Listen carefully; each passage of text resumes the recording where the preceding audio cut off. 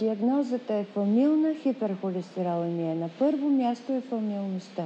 Ако знаеш, че във фамилията имаш ранни съдови инциденти, най-вече сърдечни, може мозъчни, може периферни, и имаш информация, че твоята майка, баща, братя, сестри са имали такива или висок холестерол, или холестеролови натрупвания, за които са споменавали, най-добре е да си направиш лабораторни показатели, независимо на каква възраст това ще се случи, като минимум 2 пъти ги повториш и да не се разчита на едно единствено изследване. Защото 8 до 18% имаме фалшиво негативни и фалшиво позитивни резултати. И много важно, отивайки на това изследване за липиден профил, е да бъдеш добре подготвен, което ще рече не просто да решиш в един ден, а предишните 3 дена да няма консумация на всичко, което може да качи постпрандиално холестерола. Да няма алкохол, да няма дреболии, мозък, черен дроб, бъбричета, където се синтезира холестерола, и 20-30 минути преди лаборанта да вземе кръвта да бъдем в покой, за да няма и стресово повишаване. Както на липидите, така знаем, че и кръвната захар се повишава. Така че, правейки тези изследвания с тези данни, е предостатъчно да се обърнеш, ако се установи, че имаме проблеми в двете. Имаме с критерии, които ползваме. Това са холандските критерии от едно голямо проучване в Нидерландия, което ние верифицирахме в Южна България с нашата популация, че можем да ги прилагаме и в българската популация, и съответно лекаря на базата на тези критерии може да постави сигурна диагноза, вероятна, възможна или малко вероятна, и да препоръча да или не. Генетичният анализ не е задължителен. Ние ликуваме фенотипа, не генотипа. Той е задължителен в една малка група от пациенти, които имат гранично високи лабораторни показатели. При децата е особено задължителен, когато не са много категорични нещата и са на ръба.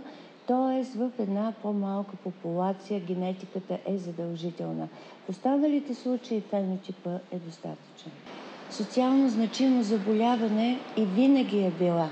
Но има една грешна представа, че това е рядко заболяване от миналото останала, която времето доказа, че не е така.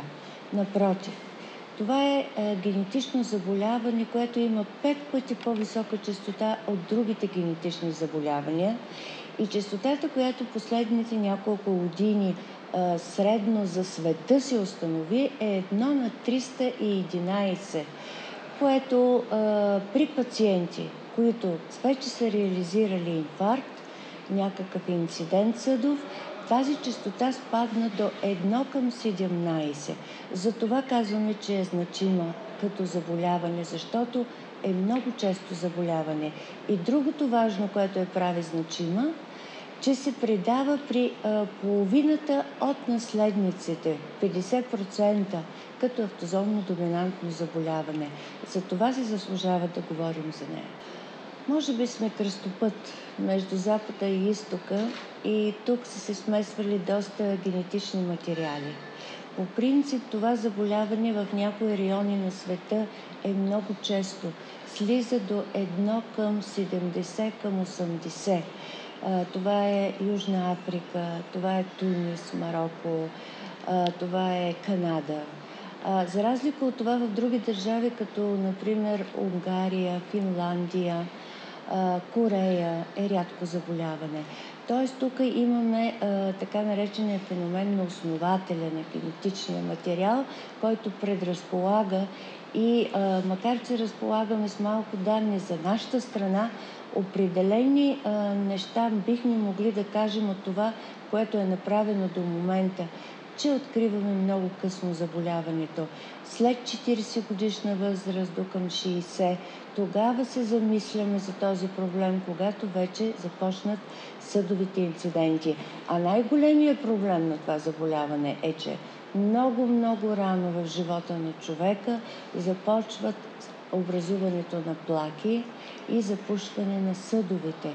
Тоест, би трябвало от всичките видове скрининг, които можем да приложим за откриването му, да се съсредоточим, може би и в нашата държава това трябва да направим, да се насочим към педиатричния скрининг, защото това е заболяване, което може да се открие с раждането и да се докаже и профилактира още преди да почнат съдовите инциденти.